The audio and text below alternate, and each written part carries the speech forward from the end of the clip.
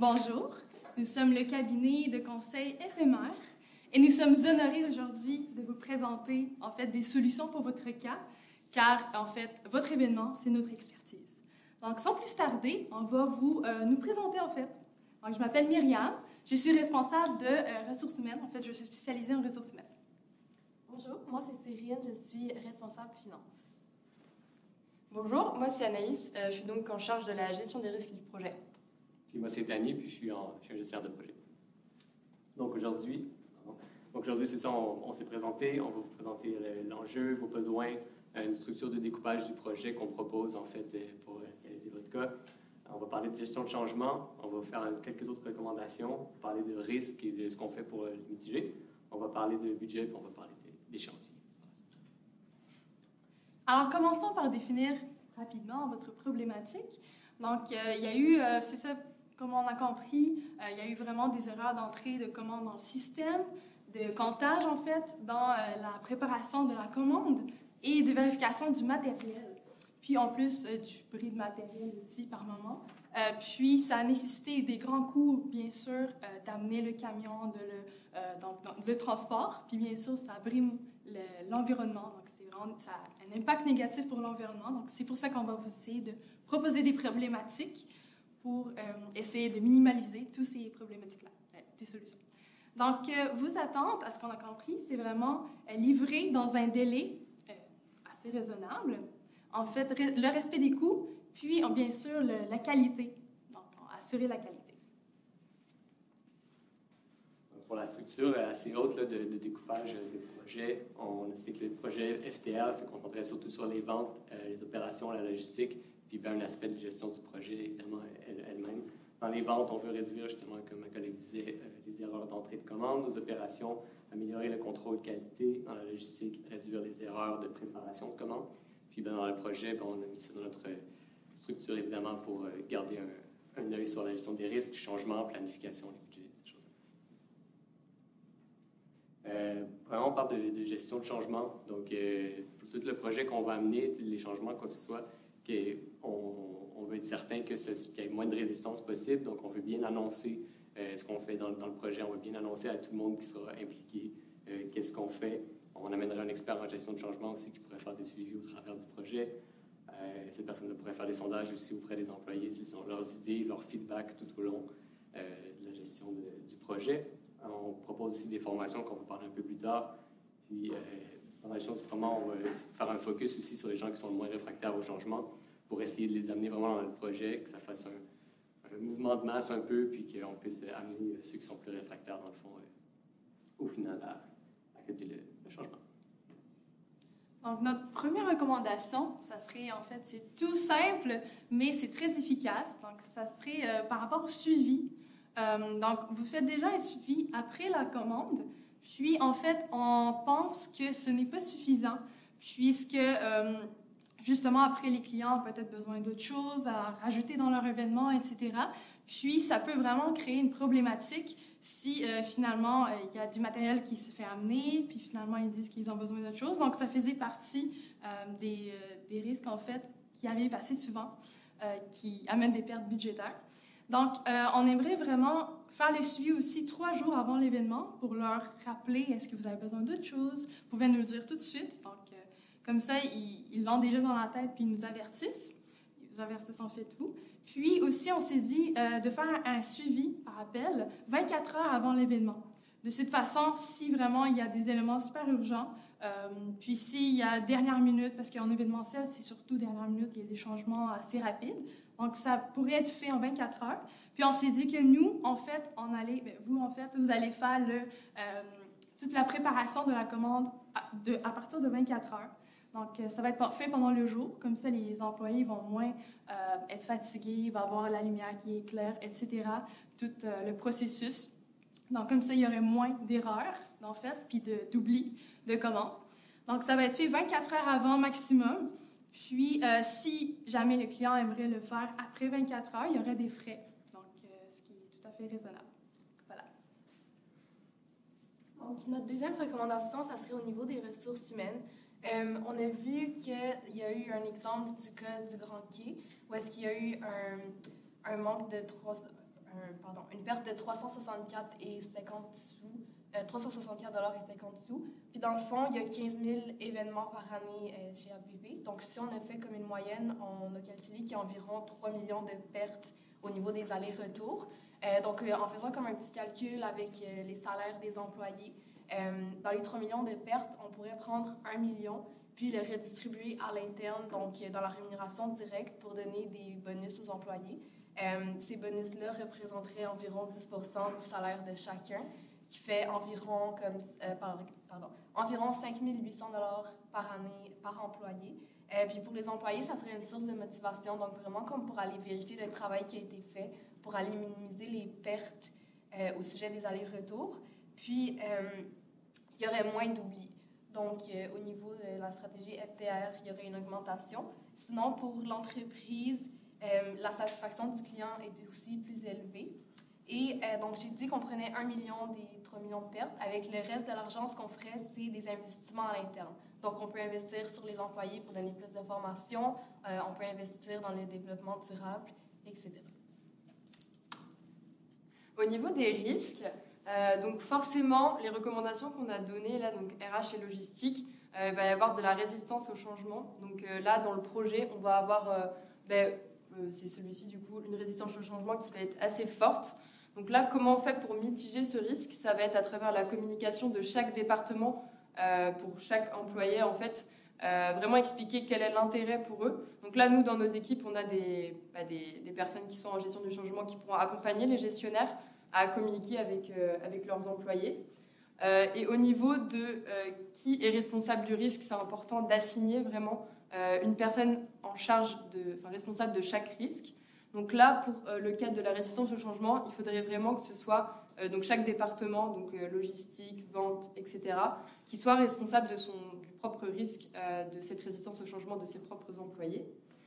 Donc ensuite, au niveau technologique, donc là, on a aussi un gros risque parce que on l'a mentionné plus tôt, il va y avoir des formations, puisqu'on a vu dans la problématique qu'il y avait une erreur dans l'entrée dans les systèmes d'information. Quand le client dit ce qu'il a besoin pour les événements, les équipes de vente ne rentrent pas forcément toujours bien les informations. Donc là, ça va être l'idée d'investir dans de la formation. Et donc ça va être vraiment plus pour le côté vente, mais bien sûr, il y a aussi d'autres départements qui l'utilisent, comme le département logistique et opération. Donc là, le responsable du risque, ça va être vraiment le département des ventes. Et enfin, il y a forcément un risque financier, puisque ce qu'on vous a montré, ça a un certain coût qu'on a vu plus tôt. Et puis, l'idée là, ça va être vraiment de suivre des KPI pour voir, OK, donc les recommandations qu'on vous propose, est-ce que derrière, par exemple, il y a moins de camions qui font des allers-retours, vraiment suivre plusieurs KPI qu'on déterminera avec vous pour voir vraiment qu'est-ce qui va faire en sorte qu'on va réussir le projet. Donc, ça va sûrement être moins d'allers-retours, juste globalement combien on va gagner grâce à ça. Et donc là, l'idée, ce serait que c'est les équipes de gestion de projet qui vont vraiment suivre ces KPI au quotidien. Et puis après, on ferait au semestre ou au trimestre des suivis un peu plus ponctuels pour voir avec toutes les équipes si ces KPI sont bien respectés. Pour résumer un peu nos propositions, nos recommandations, ce serait d'un côté, effectivement, le petit côté qui est les ajouts des clients à la dernière minute, d'en avoir des suivis vraiment à la dernière minute avec les clients pour éviter les changements du client. Mais sinon, du côté, justement, des erreurs qui est de notre côté, que ce soit des erreurs d'entrée ou des erreurs de préparation, de vérification, c'est là que les bonus aux employés qu'on viendrait chercher, on pense qu'on peut redistribuer de l'argent pour leur performance. Donc, autant le département des ventes que les gens qui font la préparation, les gens qui livrent, les gens qui installent, on pense que si on a des bonus à performance qui vont, par exemple, s'il n'y a pas de retour sur une livraison ou quoi que ce soit, les gens involved dans ce projet-là, il y aurait un bonus qui vient avec. On pense que ça ferait comme un one team un peu, puis tout le monde travaillerait bien. On pense que les gens des ventes, souvent, connaissent bien les orders, mais ce n'est pas eux qui font les vérifications ou quoi que ce soit. On pense qu'un peu tout le monde travaille ensemble. Ça pourrait réduire les retours. Puis, cet argent-là qu'on gagne avec les retours, on peut, entre autres, justement, l'utiliser pour les bonus. Puis, pour les chantiers, on pense qu'on fait une bonne planification de projet sur quelques mois. On parce que le projet, ce serait peut-être à peu près une année. La grande majorité des projets qui ne fonctionnent pas, c'est parce qu'il n'y avait pas une bonne planification. Fait qu'on pense bien faire ça, mettre les bonnes personnes au bon endroit. Merci. Puis, on pense ajouter des personnes en projet aussi. On pense que c'est important de ne pas donner ces projets-là à vos leads déjà dans les départements. Ils sont là à faire les opérations. Il ne faut pas leur rajouter le projet en plus. Donc, avec l'argent qu'on fait, qu'on sauve avec le projet, on engagerait justement des personnes en projet pour vous aider au travers de ce projet-là. Après ça, on ferait de la formation des annonces pour commencer, justement, annoncer, faire la gestion du changement dans l'entreprise, les changements qu'il va y avoir. On met la mise en place des bonus. En fait, on fait tout notre suivi de projet. Puis ensuite, on continue sur la gestion du changement, voir les suivis, puis on fait la clôture du projet. Ouais, merci. Merci. Donc, si vous avez toutes questions ou commentaires, nous sommes toujours ouverts à les entendre. 5 minutes. J'ai une question.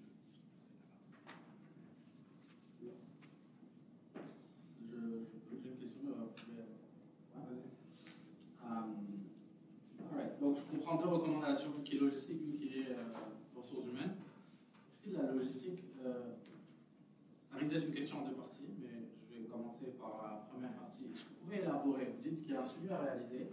Après la commande avant l'événement, 24 heures avant l'événement. Le quand, je l'ai compris. Le quoi? Comment est-ce qu'on fait le suivi? Ça sert à quoi? C'est quoi l'objectif? Oui, c'est ça. Donc, dans le fond, vous faites déjà un premier suivi après la commande pour justement dire s'il y a des erreurs, etc. Ensuite, 3 jours avant, ça serait vraiment par courriel, admettons, ou peu importe la méthode de communication, juste pour valider, est-ce que... Avec le client, exactement, pour voir si c'est encore bon, toutes ces commandes-là. Est-ce qu'il veut faire des rajouts? Comme ça, on a du temps pour se préparer, justement. Ça va être vraiment pour les éléments qui sont déjà fabriqués, par exemple, parce que tout ce qui n'est pas fabriqué, ça prend plus de temps. Donc, c'est ça, 3 jours avant l'événement, on va leur envoyer vraiment communication directe, c'était quoi. Comme ça, on évite, encore une fois, que dernière minute, il nous dit « Ah, il fallait, j'ai besoin de ça, etc. » Puis 24 heures avant l'événement, on va leur dire aussi, dernière minute, si vous avez besoin de quelque chose, avertissez-nous 24 heures en avance. Puis après ça, il va y avoir des frais. Comme ça, on va le savoir en avance. Donc la deuxième partie de ma question. Oui. Ça répond aux 16% des ajouts de clients, qui est 16% de la cause des retours des ajouts de clients. Comment est-ce que ça répond aux problèmes opérationnels qu'on a? Je peux peut-être rajouter là-dessus aussi, je pense qu'il y a un peu des deux dans cette solution-là. Le fait qu'on va à la dernière minute aussi, qu'on sache exactement, en fait, juste avant que la commande soit préparée, puis le côté que le One Team, en fait, de bonus travaille tous ensemble. J'imagine que probablement vos commandes sont faites peut-être la nuit, je vois que c'est 24 sur 24/7. Donc peut-être si on est capable de préparer la commande une journée d'avance, puis que ça se fait pendant le jour, ou en tout cas, la personne des ventes est là, cette personne des ventes-là peut venir faire sa propre vérification aussi, justement. Fait qu'avoir vraiment un deadline avec le client, genre dans 24 heures, on peut faire des changements, mais ça va être une autre livraison ou ça va être des frais de plus. Donc, une fois que la vérification est faite, puis on est encore dans le jour que la personne des ventes est là, elle peut faire son suivi, elle aussi, avec la vérification des commandes. On sait que des fois, des commandes de dernière minute, c'est des devis qui s'ajoutent sur des factures, puis le client, en fait, il y a 6 factures au lieu d'une facture, fait qu'il y en a peut-être qui se perd, mais la personne des ventes le sait parce qu'elle a fait ce suivi-là. Donc, elle peut faire son check-up durant la journée avant que ce soit envoyé au lieu de le faire durant la nuit.